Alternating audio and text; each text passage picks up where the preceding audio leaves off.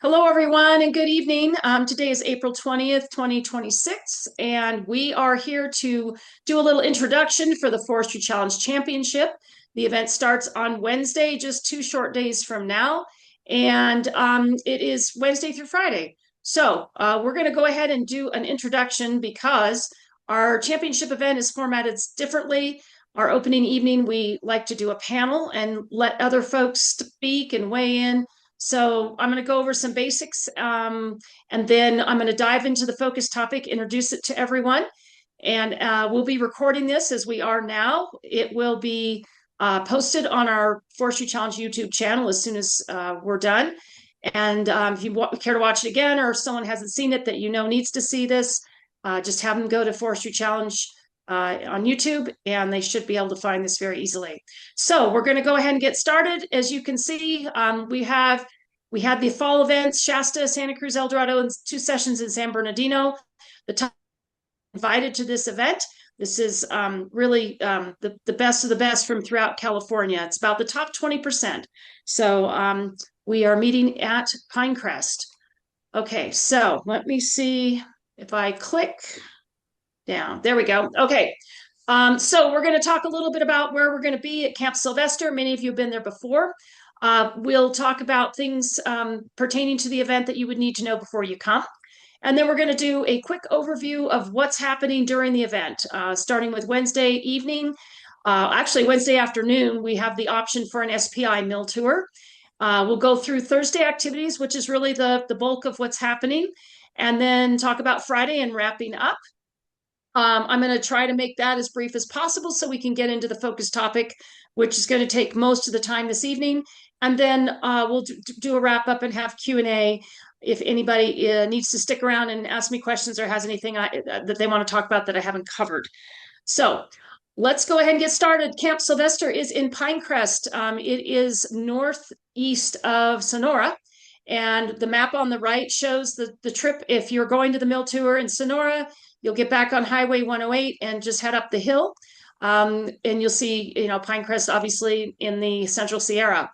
One thing to note is that Camp Sylvester does not have a charging station. There is none nearby. The closest one is in Sonora. So if you have an electric vehicle that needs charging, plan accordingly.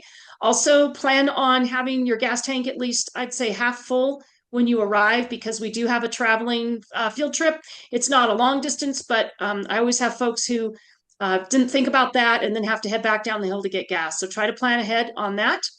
The other note, and one that I don't know if you've been aware, but I have been following minute by minute over the last several days, is that it looks like we will have some weather moving in tomorrow with a chance of rain and snow. Today, the high up there was about 60, so hopefully the pavement is warm. And when that rain and snow falls, nothing sticks to the pavement. Our hope is that by the time you arrive on Wednesday, there will be no chain controls if there were any to begin with. Roads will be clear and you'll be able to travel easily to Camp Sylvester. Thursday is looking really good. I'm very thankful that it looks as though Thursday is going to be warm and sunny. Now, warm is relative. If you see the low on Wednesday night, it's 25.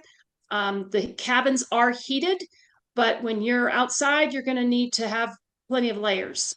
So plan accordingly. Friday will be mostly cloudy, but still warm. And I think most of our events going to go off just fine. I am concerned about people getting there, but unlike 4 years ago, we are not going to have chain controls and 8 inches of snow. So I think we'll be doing much better than that. So just listen and look at road signage for any chain controls that might be going on. Hopefully we won't find that. Okay, so for those of you who have signed up, we have a mill tour on Wednesday afternoon. You see the schedule there on the lower left. If you are interested in joining as an individual volunteer, we might be able to squeeze you in. Some of these sessions are booked, so if any of the schools want to go, you're going to have to contact us and see if there might be space, but there is a capacity for each tour. All right. There is a release form, very important. You cannot do the mill tour if you do not have a release form. It's a separate form than the one we have you sign to come to the camp. It's a 1-page. If you're under 18, you'll have to have your parents sign. Over 18, we'll have a few blank copies, but if you can get a chance to print that off, they're on the website. Print one off, sign it, and show up with that signed form. Okay. After the mill tour, everybody's going to head to Camp Sylvester. If you see the address here on the lower left, if you want to share directions or print out directions or share your location, there's on the championship info page, there's an icon that says emergency contact. That's actually directions to the camp. And it is a phone number and everything else about how to get a hold of somebody. If someone needs to reach you while you're there and you don't have a cell signal, that would be the way to do it. You'll see the sign on the lower right, and that was 4 years ago when we had the snow, but the sign still remains. You'll turn into the camp and park and then walk to the nearest building, which is called DeBoer Hall, to check in. And then once you get your cabin assignments, you can drive around, drop off your stuff, unpack, etc. Yeah, so that's it's pretty easy to find, and we'll be waiting for you with ready to check in. One note I want to make is if any students need a brush up with tools, we should have foresters available to work with you and kind of review some of those tools if you haven't used them in a while. That would be a good idea. Our registration starts at 4, and we want everybody in and registered by 5:30 when we have dinner. All right, so the dining hall is on the upper right. You'll see a picture of the cabins on the lower left. They're very nice. They house anywhere between about 7 and 13 people. And we've tried to not overpack cabins, but we do need to basically fill them up. Cabins are very neat, new floors, heaters, everything else. There are bathhouses that are separate from the cabins. So you'll need a pair of flip-flops or something if you want to use get something to go to the shower house and the bathrooms. All right, so I did send out the menu a few days ago to the teachers and the volunteers. Our menu is very simple. If there's nothing here that you like, then I encourage you to bring your own food. We're very limited on how we can do this, and our goal is to serve a variety of food, but not to have a bunch of leftovers. So pulled pork, coleslaw, mac and cheese, salad, and cookies for dessert on Wednesday night. All right, so on Wednesday, we will be doing a focus topic, a brief introduction, but the panel is really our highlight. More people lined up for our panel that I'm very excited about. Eric Knapp is our I would say one of the two primaries, actually. He is a research scientist with the U.S. Forest Service, and he's going to be in Arizona, so we're going to do our best to bring him in via Zoom. And you'll see why Eric is so important to this topic. Jacob Baker is our local, I call him a rock star. I don't know if he would agree with me, but I think he is. He's been extremely helpful as I plan this whole focus topic. He is a silviculturalist with the U.S. Forest Service. Eric Daniel will also be there. He's a fuels management officer with the Forest Service. And I wanted to include someone from private industry. So we have Cameron Miller, a young forester from Sierra Pacific Industries in Sonora. So we will encourage others in the room to chime in if they've got something to contribute. I do want to keep the panel small, and I want to really allow us to focus on Eric because he's joining us remotely, and he's going to be, I think, a very important part of this whole topic. So we want to give him as much time as we can. All right, so after our panel is over, we'll break into evening work time. We will give you a flash drive with materials. I'm going to load a lot of stuff on it, and I will probably take a few minutes to go through it with you with all the students before we get started with work time. So we'll have work time, and then we'll have Ask a Forester. They will be in the next building over from 8:30 to 10. And it'll be a drop-in kind of situation. If we end up with lines forming, then we'll probably set a time limit on the amount of time that a team can talk to a forester. But for the most part, it's pretty much a free flow. If there's somebody that you want to talk to based on their credentials and maybe their experience, you can hopefully have time to do that and approach them.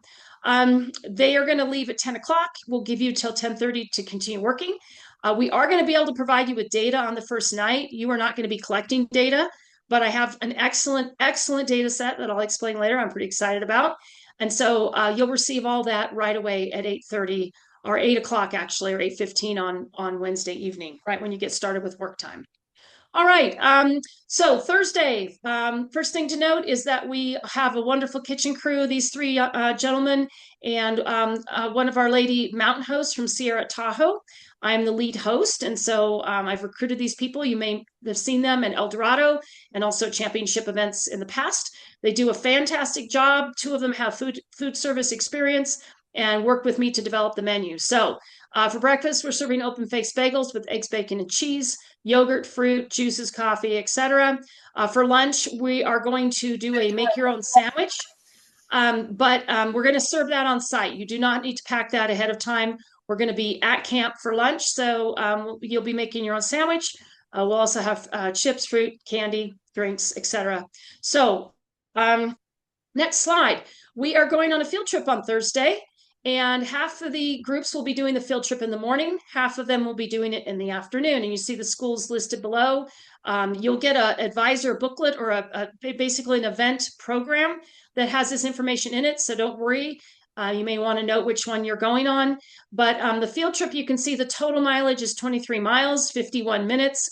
I am going to drive the road system on Wednesday when I arrive to make sure it's safe and that it's clear.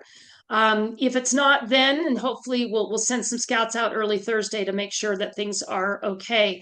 In the event of snow on the roadway, and I don't think it's going to be in the area of stops 1, 2, 3 because that's lower elevation, but if for some reason we can't get anywhere in our cars, we can walk from camp. As you see, the camp is fairly close to stops 4 and 5.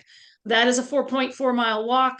I've clocked it out, but in the worst case scenario, we'll still be able to get to 2 of our stops. So as you can see, we're headed back down Highway 108 to the road to Fraser Flat Campground.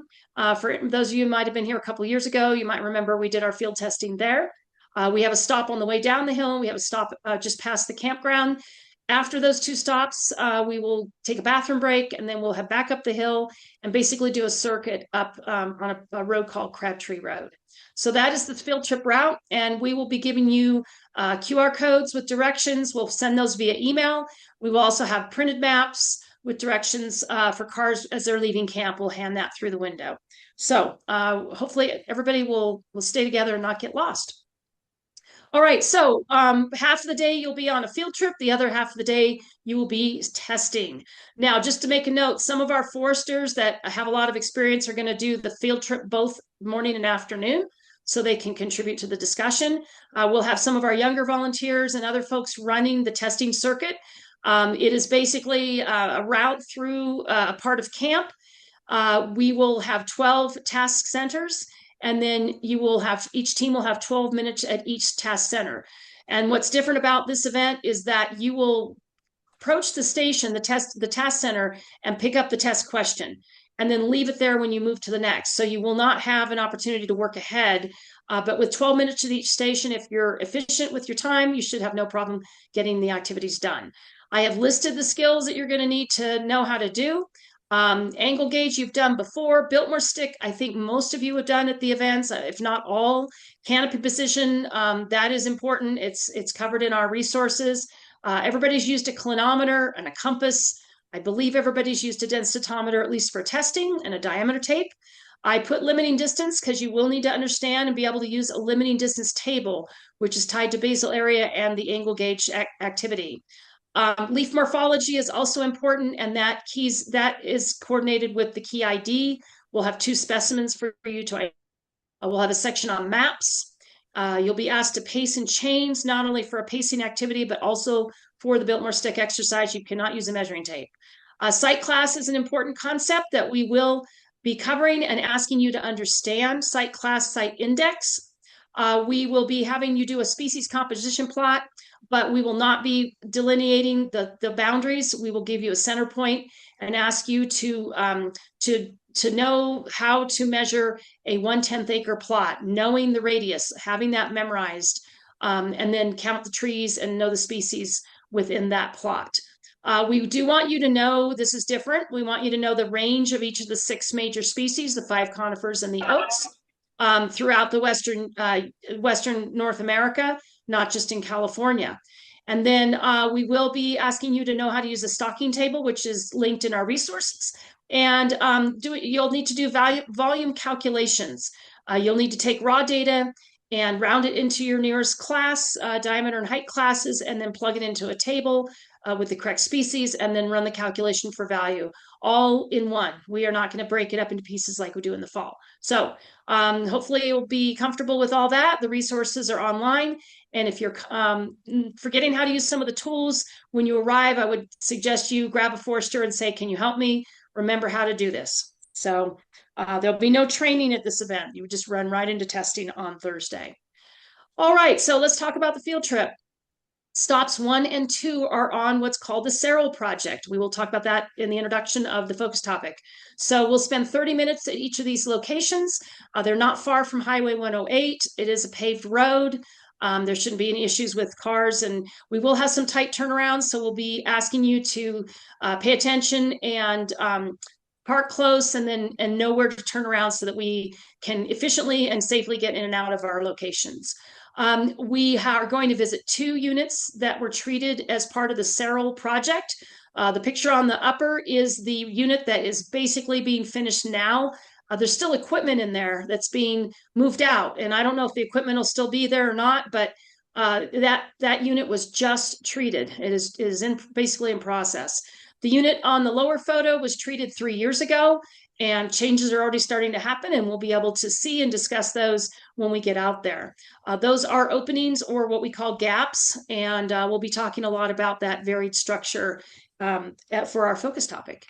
All right, then after a bathroom stop, we will head back up towards Pinecrest, turning off the highway on Crabtree Road, and we have 2 stops in what's called the variable density thinning study. As you can see, the number 4 on the map with the treatment areas, we're going to park where the P is, walk in. That's about a 5-minute walk, and we'll be able to access 2 units, one with variable thin and one with even thin. Both have been prescribed burned. So that'll be stop 1. We'll have 35 minutes there, actually stop 4, but the first within the study. And then then we'll get back in our vehicles, and that's a paved road. We'll park at the P on the right side of the map and walk back just a tiny bit into either side of the road. Our 2 units, one with variable thin, one with even thin, that were not burned. So you'll get a chance to see the difference between all these treatments. Now, if you see on the upper left part of the map where there's no treatment, just below the road, there's kind of a blocky area. That's important. I'm going to talk about that in a little bit. There are 3 plots in there that are part of Duncan Dunning's 1929 methods of cutting study. And so the road goes through one of them. I don't know if we're going to be able to stop and get out and look at it because the road has no shoulder. It is a paved road. It's a public road. And for safety reasons, we may not be able to stop. However, when we go through it, we'll hopefully put a shortwave radio in each car, and we'll be able to say you are now in Duncan Dunning's plot. And that's kind of a exciting and cool thing. But we are going to spend some time looking at the results of the variable density thinning study. So next, when you come back to camp, Thursday we'll have dinner. We're going to do chicken fajita bowls with beans and rice and all the toppings, including shredded lettuce, which I did not put there. So hopefully, and a tossed salad. So hopefully you'll have what you want. We will then go back into evening work time and ask a forester from 6:45 to 10:30. I don't think the foresters will stay that late, but by the time the evening's wearing on, you probably won't need them anymore. You'll be just getting your presentations looking good and wrapped up and getting your note cards made. So we'll have them stay as long as they will, but it gets late and people get tired and they leave. So probably by 9 to 9:30, we'll have our foresters clear out. Okay, Friday is our last day. We'll have a breakfast at 7:45. We'll want you to get through that breakfast and at some point pack up your cabin between 8 and 9. We will want everybody in what we affectionately call the holding pen at 9 o'clock. Oh, by the way, breakfast, waffles, sausage, hard-boiled eggs, yogurt, and fruit. And then what we're going to do is set up 3 rounds with 8 rooms because we have 24 teams. Your presentations will be 20 minutes instead of 15, so we'll give you more time to present with 5 minutes for Q&A. There will be 4 judges in each room plus a timekeeper. So some conditions may be a little tight, but we want to have as many judges as we can, and we've got enough people to have 4 judges in each room.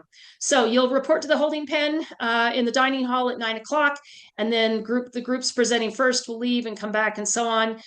We probably won't do evaluation forms, but we will have you writing thank you notes because we do have a lot of people we want to show our appreciation to. So we'll ask you to write those notes, which they love. Okay, so when presentations are over at 11:20, we'll gather at the amphitheater. The weather should cooperate for this. If not, we'll do it in the dining hall, and we'll give out awards and wrap up and then have lunch at noon. Leftovers are for lunch. Our goal is to have absolutely everything gone by the time we leave. So I don't know if we'll put a gate on lock the gate on the front and tell people that they have to eat before they go, but Anyway, I'm just kidding, but we want the food gone. And I still have chicken or turkey from October from El Dorado, and I'm working on it, but we just don't want to have a lot of leftovers. So yeah, so we'll give out our awards and get our lunch and get down the hill. All right, so let's talk about the focus topic. I'm super excited about this. Just a little bit of background. I had another topic that I wanted to do. I thought I had it all figured out. And then I was told that the land is in transition between one owner and another. They're in negotiations, and we would not be able to visit that property. So I got a little nervous and looked around and had another false start and finally got going on this topic. And actually, I think this is going to be an outstanding topic. I believe it's going to be probably one of the most complex and difficult topics we have ever done in the history of this program. And I think you guys are up to the task. So our topic is from research to application, perpetuating variable density for a structure. So what we want you to do is take research and see how it's being applied, and then project forward and see how we can use that information to keep our forest variable density, variable structure, and healthy over time. So this is a question that I've asked a lot of people. Do you know, has this been studied, or is there some sort of information or conclusion about this? I have not heard one person tell me, yes, it's all figured out. It is a complex topic that is not, for the most part, nobody has really pinned down. So they are looking for your input, and it'll be very interesting to see what you guys come up with. I am not envious of you. This is a very difficult topic. So, but it's a fun one. I'm enjoying this a lot. So I want to remind you that on the website are resources, and each one of those items in red font is a link. I highly encourage you to look at this stuff. A lot of it is fun. It's little videos and other things. I have to say that number 16, Understand Forest Resilience and How It's Measured, is a lecture by a man named Malcolm North, and he is absolutely the pinnacle of forest research in the United States. And it's a good lecture. It's a little off topic, but it's still very good. But if there's only one thing you have time for, the one I would say you should do is take the virtual tour of the variable density thinning study area.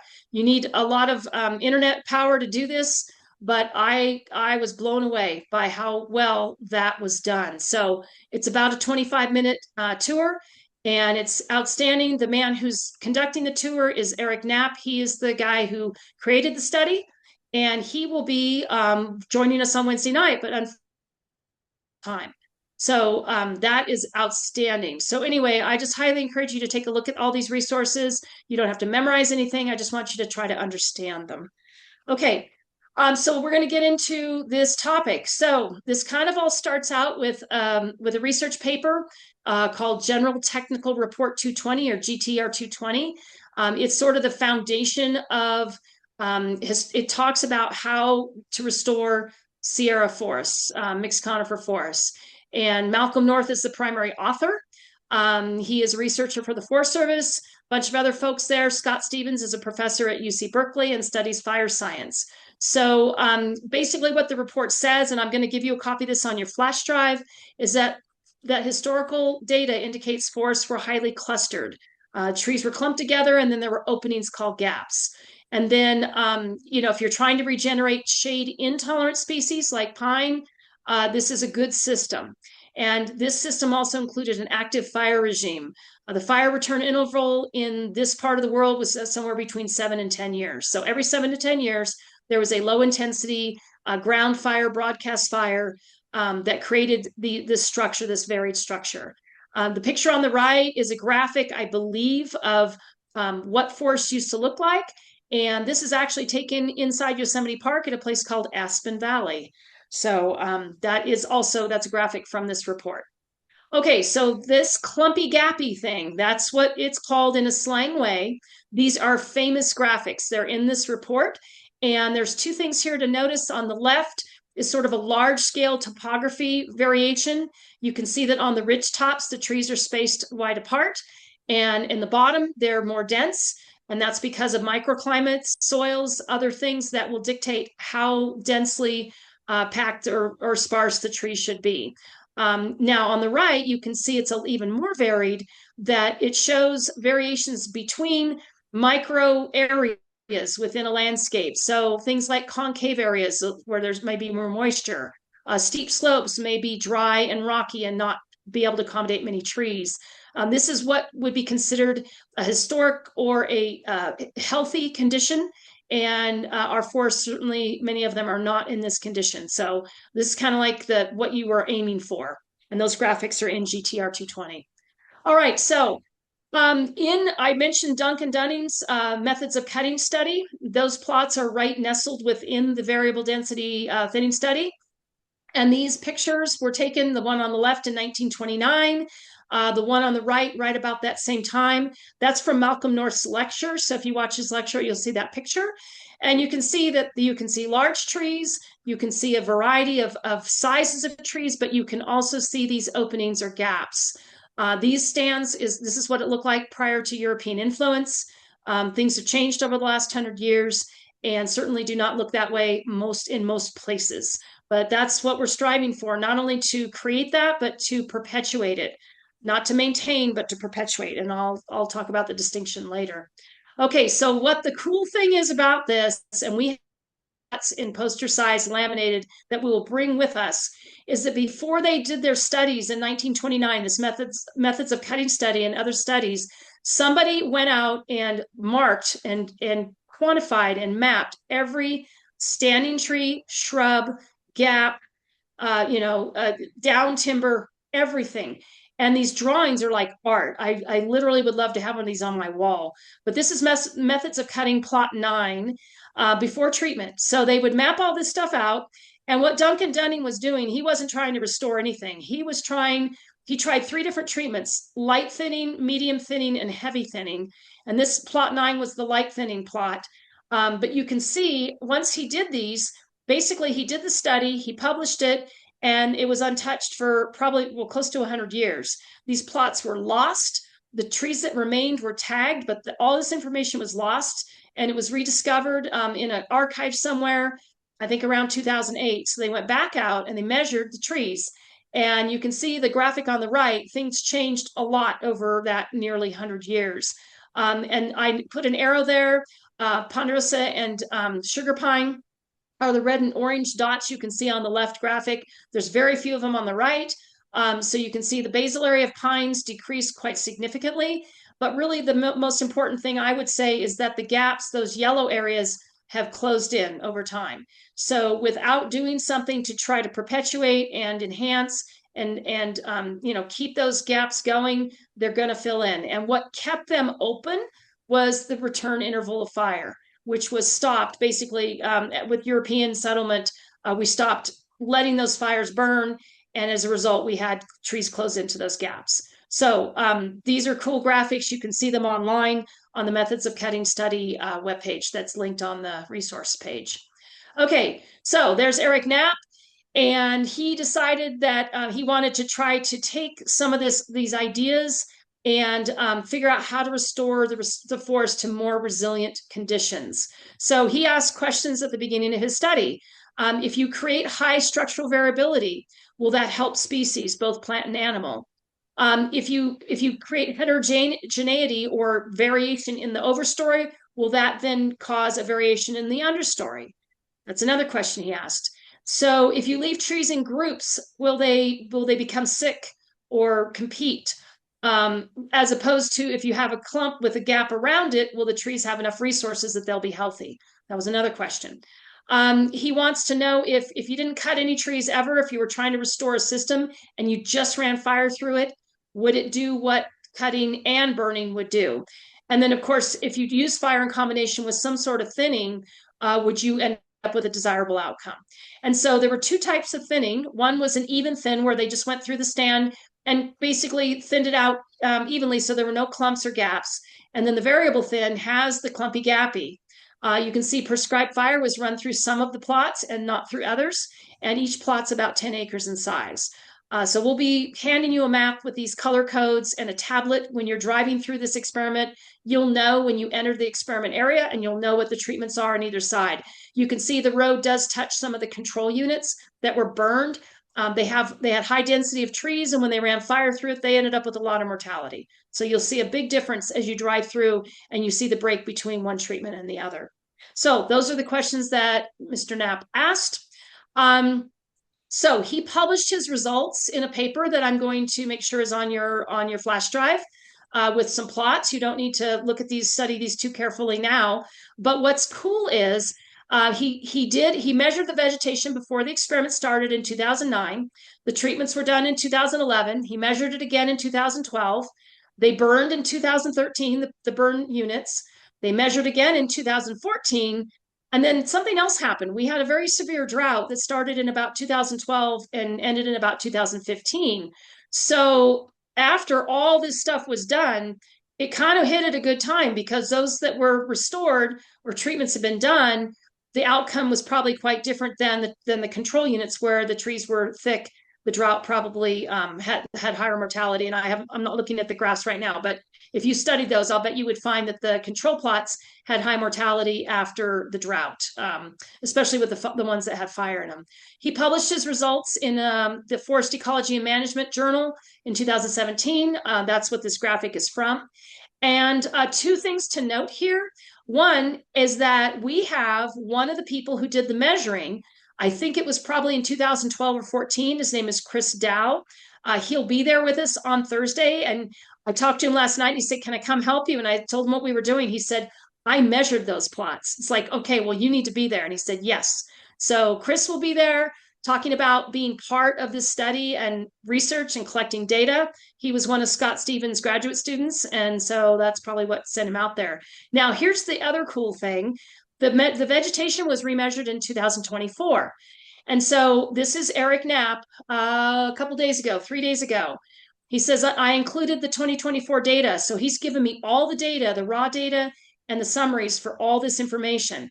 This is the latest measurement, remeasurement, and unpublished. This is the first time I have looked at the numbers. What the students come up with would be information new to science. So when I heard that, I was super happy. We can take a snapshot, before treatment, before mechanical, after mechanical, before and after fire, and then now, or fairly current. So we'll get a look over time. The other thing to note is on the graphics on the right, the 1929 reference from Duncan Dunning is plotted there, and the populations are his populations were much lower than, especially the control plots. And then the 2009 data, we're not going to worry so much about that because that is the unrestored forest. I think we're going to be more interested in the 2012, 14, and 24 data. All right, so moving along. How do you take all this research and apply it somewhere and give it some meaning? Well, that's where the SEREL project comes in. So SEREL stands for Social and Ecological Resilience Across the Landscape. So this project was designed, and actually that's a mistake. The final EIS was 2012, not 2002.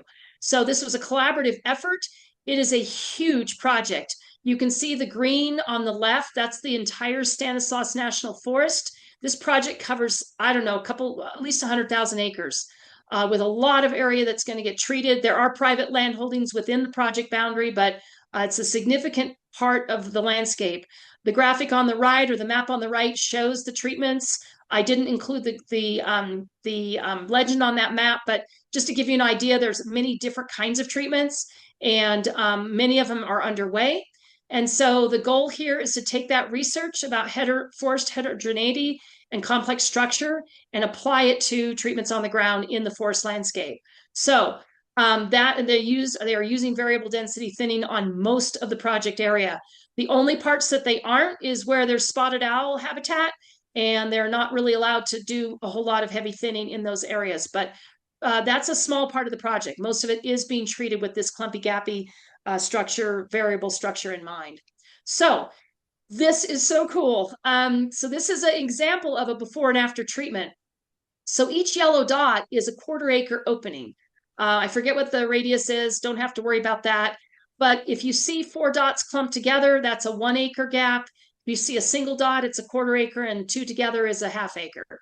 So you can see the before and after for this unit, and they really took out a lot of canopy. They took out a lot of trees. So yeah, so actually about a 60-foot cut radius around the center tree. So the work began in 2023, which is why we have a plot that's 3 years old. We're looking at one of the ones that was treated very early in the project. We're looking at one that was literally just treated. And this is one other thing that's very interesting about this project. Rather than going out and marking every tree to be removed, they have marked the center of each of these 1/4 acre gap openings, but then they've told the loggers what they're supposed to do. And there's a process. It's described in the focus topic paper, how they decided how to treat this. What they did is they used Malcolm North's GTR 220. So ridge tops have lower densities, mid and anything that's concave or sort of in a bottom that's naturally thicker, they've left a little bit more dense. So they're trying to mimic Malcolm North's GTR 220 using information from the variable density thinning study to apply it to the landscape. So it is extremely cool, and these gaps change very quickly. And you'll see in 3 years, the gap does not look anything like the gap does that was just created. So a lot of fun. Okay. So now here's the topic. Here's the main thing. The idea that we're going to put these gaps and this varied structure in and then just be able to walk away is unreasonable, because you can see here in one of Duncan Dunning's plots, this is how it changed. Somebody took his drawing and created a 3D dimensional graphic and then showed what it did in 100 years. So without any treatment after these gaps are created, just like a natural stand before European interference, you could say, you can't just treat it and walk away. And then furthermore, what I'm saying to you is, you can't just, if you just continue to go and mow down the openings and keep the big trees in clumps and have some even spaced, it's not going to stay that way. You can try, but those big trees eventually die. And you'd be spending all your time just, trying to reopen gaps and maintain the structure that's existing now. The goal here is to plan for the future. So what's going to happen when those big trees die? What's going to happen when those clumps fill in with other trees? How is it going to change over time? And how do you perpetuate, not maintain, how do you perpetuate the variable forest structure? Oh, and then just the other thing I want to throw in here, just because it adds a challenge, is there a current law in the Sierra Nevada, current rules for the national forest, is you cannot cut a tree over 30 inches in diameter. And that is, the Cerro Project is following that rule. There are some ways to get around it, but they decided not to try, because some people are very upset about cutting large trees, and the project might have been taken to court. So they avoided that. But that does present a challenge. And I think it's something we need to assume is going to stay in place for the foreseeable future. So how do you work with this landscape and perpetuate a variable structure, and then have that one hand tied behind your back, which is that you cannot cut a tree over 30 inches in diameter? So it's complex. It's there's no right answer. This is a really hard one, and I don't think anybody has figured this out yet. So, all right. So the challenge is to come up with a plan to perpetuate complex forest structure on the Cerro units, with metrics to monitor and actions to implement based on those metrics. So you can see an example on the left here of what happens when you do nothing. You can see what also happens when you do nothing on the right. That's the Moonlight Fire up in, I think it's Plumas County. That fire is an unnatural fire, and it is stand replacing. So these we want to avoid that, and that's exactly what Cerro's trying to do. And by maintaining a complex forest structure, we have a better chance of quite so severe and quite so damaging. So that is it. Let's see what we have here. So just to wrap up, and we're only at 7:40, so that's really awesome. So this afternoon, I mailed teachers and volunteers the advisor booklet, which is the event program. And then as soon as we're done here, we're going to capture this recording, post it on YouTube, and we will email a link of this recording to everybody. And then I can PDF the slides as well, so you can take a look at those. Oh, and then I will send out the focus topic question Sorry, misspelling. So anyway, I'll send that out too. You will have the focus topic question, and it is fine for you to start having conversations with your team. You can do independent research. I'm going to give you a ton of resources. I don't think you're going to need anything that we don't provide to you. But I would suggest focusing your time at this point on looking at the resources on the website, doing the variable density tour, and the rubric. Someone's asking, so I'm posting the rubric. I don't think so. I think I'll wait until Wednesday night. So it's gonna. You guys know what you need to do. You know what you need to do. You're going to need to basically review this information in your presentation. If you just start talking about perpetuating variable density, no one's going to know what you're talking about. So you're going to need to go back and kind of re-explain what I explained in your own words. And then you'll be asked about that in the question and answer. So we know that you really understand all this stuff. I know it's a lot of information to take in. So, all I can say is look at your resources before you get there, brush up on your tools if you can. If not, do it when you get there. And safe travels, get your release forms. There's a separate form for the mill tour, but the basic form has 3 pages of our stuff and 2 pages for Camp Sylvester. You got to arrive with those signed by a parent or we can't let you stay. So be sure you get all that taken care of. The 10th acre plot, yes, it's going to be a circle. It's going to be a circular plot like you would normally do on a cruise. And you're going to have to mark the boundaries. We're not going to mark them for you. So you'll have a center point, you'll have a tape, and you need to know what the radius is to go ahead and put that boundary out there so you can count trees. You got to do it in 12 minutes too. So it's going to be challenging. Everything I put on this test is a little step beyond what you did in the fall, a little bit harder, but I know you guys are up to the task. Okay, so with that, let's go ahead and stop the recording, and then I will take questions and answers.